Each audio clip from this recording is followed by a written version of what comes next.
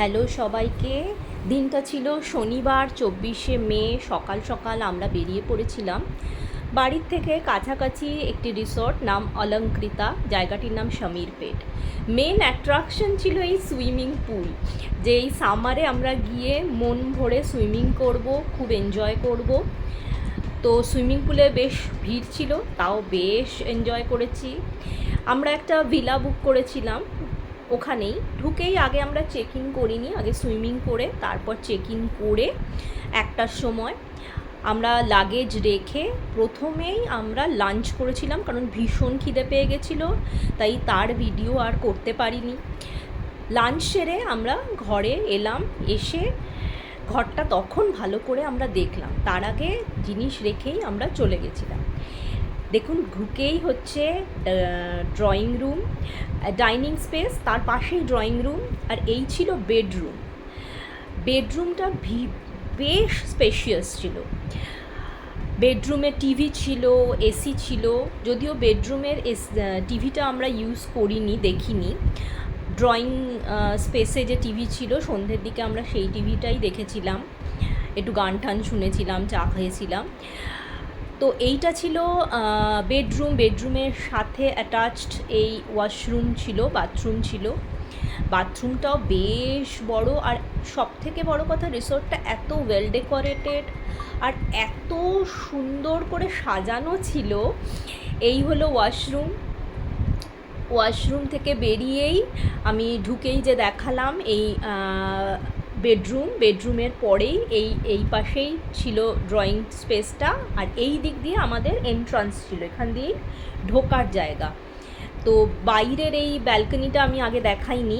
এই বাইরে ঢোকার জায়গাটাতে এই ব্যালকনি, লম্বা একটা বারান্দা, যেখানে এরকম চেয়ার পাতা ছিল, টেবিল ছিল, যাতে মানে বেশ মন ভরে সবাই মিলে বসে আড্ডা মারা যায়। আর এইরকম ছোট্ট একটা বেড়া দেওয়া একটা ভিলা, ভীষণ ভালো লাগছিল। সন্ধেবেলা আমি বেরিয়ে পড়েছিলাম চারদিকটা একটু এক্সপ্লোর করতে। বেশ লাঞ্চের পরে আমরা একটু রেস্ট নিয়ে সন্ধেবেলা বেরিয়ে দেখছিলাম কি শান্ত পরিবেশ। মানে দিনের বেলা এত মানুষ ছিল, সবাই কিন্তু এখন আছে, কিন্তু পরিবেশটা এত শান্ত। আর এই বুদ্ধ মূর্তি, রিসোর্টের চারিদিকে যে কত এরকম বুদ্ধ স্ট্যাচু রয়েছে। এইগুলো হচ্ছে এই বিল্ডিংগুলো, এরকম অনেক বিল্ডিং আছে যেগুলো একটু গ্যাপ রেখে রেখে। আর এইটা হচ্ছে অ্যাকচুয়ালি রেস্টুরেন্ট, একটা রেস্টুরেন্ট, যেখানে আমরা দুপুরে লাঞ্চ করেছিলাম। এখানে বসে একদম বুফে সিস্টেমে লাঞ্চ করা যায়। এই হচ্ছে চারপাশটা, সুন্দর আলো জ্বালানো ছিল, মানে রাস্তায় বেশ মানে ছোট ছোট আলো দিয়ে, যাতে রাত্রিবেলাতেও হাঁটতে কোনো অসুবিধা হয় না। আর দেখুন কি সুন্দর শান্ত পরিবেশ।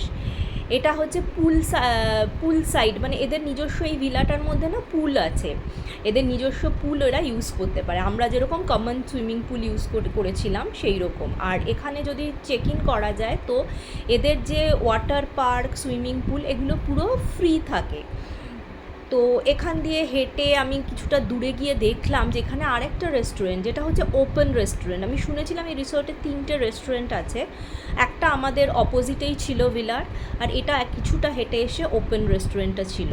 আর বেশ গান বাজছিল, বেশ ভালো লাগছিল।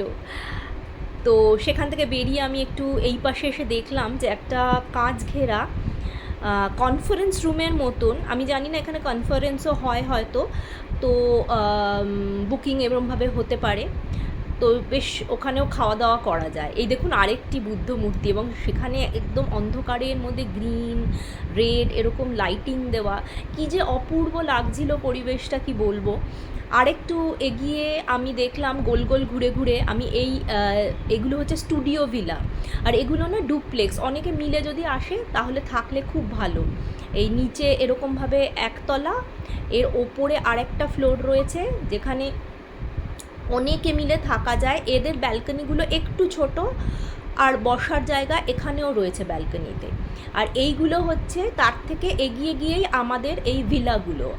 এটা হচ্ছে 1 নম্বর ভিলা, ডিলাক্স ভিলা নাম্বার 1।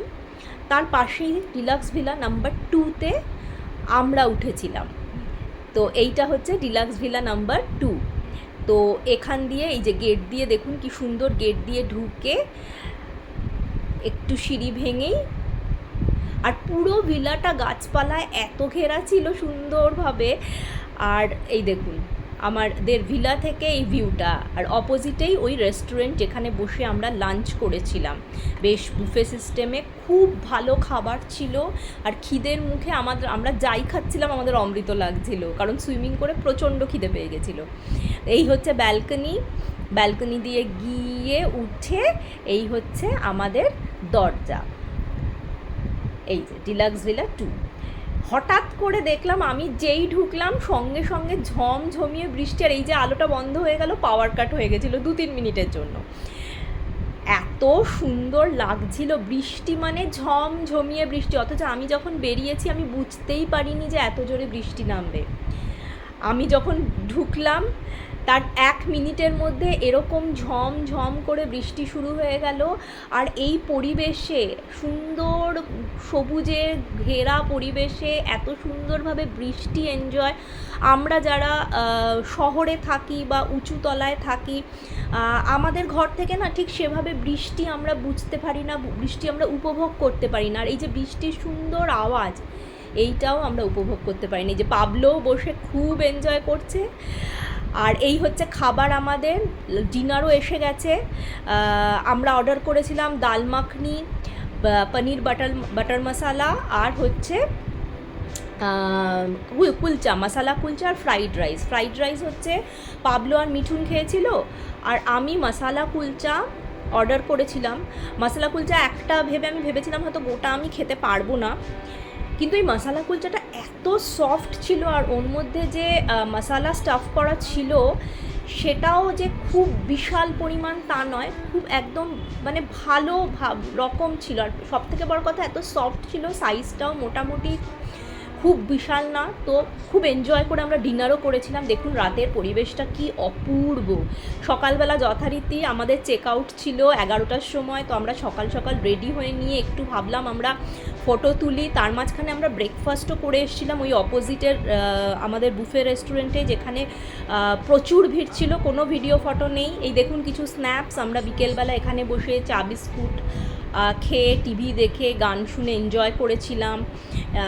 তো এইগুলোই স্মৃতিগুলো নেওয়া আছে। এই যে ল্যাম্পগুলো আমার এত ভালো লেগেছিলো, এখানে দাঁড়িয়ে একটা ফটো আমি তুলবই, তো তুলেছিলাম। পাবলো সুইমিং পুল এনজয় করছে।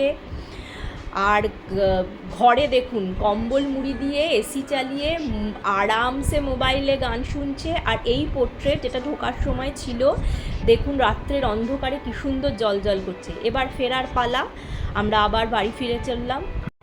আবার একটা নতুন ব্লগে আপনাদের সঙ্গে দেখা হবে। আবার যদি কোথাও ঘুরতে যাই, আবার নতুন করে ভিডিও বানাবো।